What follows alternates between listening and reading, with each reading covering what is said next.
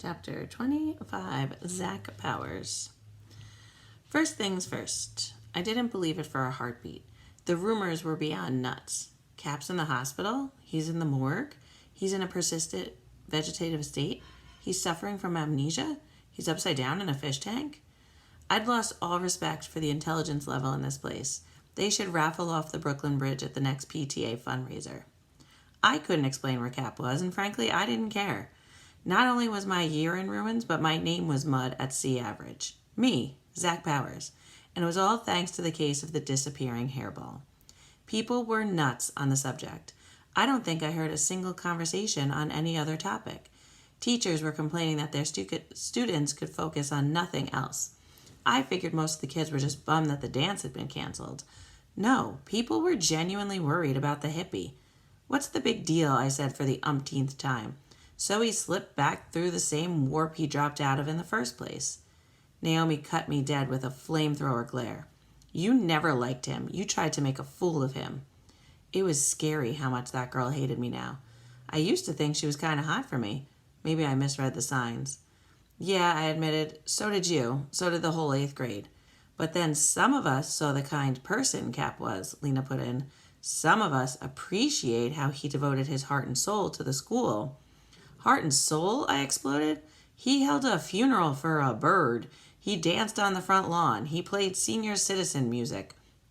The Beatles and that other grandpa, Guitar Funkle or whatever his name is, Garfunkel, Naomi corrected icily. Simon and Garfunkel. Listen, Lena told me, Cap gave his life. He didn't. But I was fighting a losing battle. If Lena believed it, it might as well have been the lead story on CNN.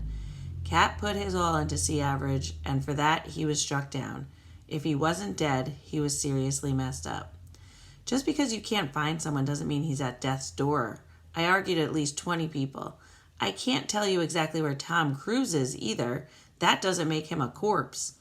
Talk to the wall. 1,100 kids were absolutely convinced that the 8th grade president had come to tragedy. And that was all thanks to the football team, Daryl Pennyfield, and me. I couldn't take 3 steps in the hall without getting a dirty look from somebody. Even the 6th graders felt they had the right to scowl in my direction. Every time I came back to my locker, there was a fresh insult scratched into the paint. Jerk, dope, or something else with the same number of letters. Has everybody gone off the deep end? I complained to Hugh in the cafeteria. When the Garretts redid their kitchen, nobody saw Alicia for like 3 weeks. Not one person thought she was dead. Yeah, but the whole school didn't watch Alicia Garrett being loaded into an ambulance, he pointed out. And the biggest party of the year wasn't canceled right after that. I scowled at him. Don't tell me you're about to join the chorus of mourners for our dearly departed Sasquatch. Of course not, he told me. I think it's a load of hooey, but I can't say I'm surprised. If this school was full of geniuses, I'd have a lot more company on the chess team. It was the ultimate barometer of my plummeting status. The only person willing to eat lunch with me was Hugh. If I could track Cap down using hippie LoJack, I wouldn't know whether to haul him back or hide out with him. Part of me just wanted to disappear. Hey, what's that? Suddenly, Hugh reached over and began rifling through my hair. I slapped his arm away. Cut it out, man. Look! He plucked a small object from behind my ear and held it in front of me. A pea-sized blob of soggy white paper. A spitball. I examined it, unbelieving. That's impossible. He was disgusted. Spitballs can travel both ways, you know. You don't have to force field around you. I stared at him, the target of more of my spitballs than everybody else put together. I suppose you're waiting for an apology? I'm just enjoying my front row seat at Payback Fest, he sneered. Hey, you bring a lot of it on yourself, I accused. It's my fault I get picked on?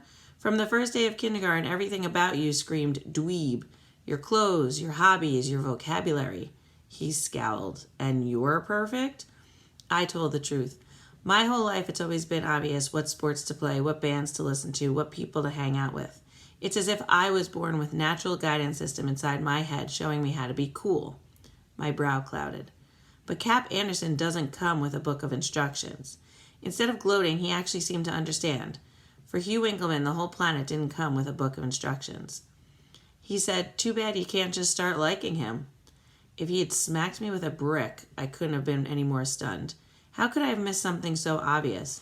Hugh, that's it, I exclaimed. If we can't stop this hippie bandwagon, we'll find a way to jump on. Isn't it a little too late for that? He challenged. Cap may not be dead, but he's definitely gone. We might be able to work at that to our advantage. Come on. I strode out of the lunchroom and across the hall to the library. He wolfed down what was left of his sandwich and followed.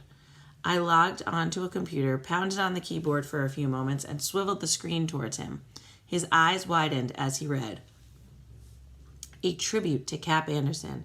Pay your respects to the best 8th grade president ever. Saturday, 7 p.m. The time of the Halloween dance he never got to give us. In the parking lot.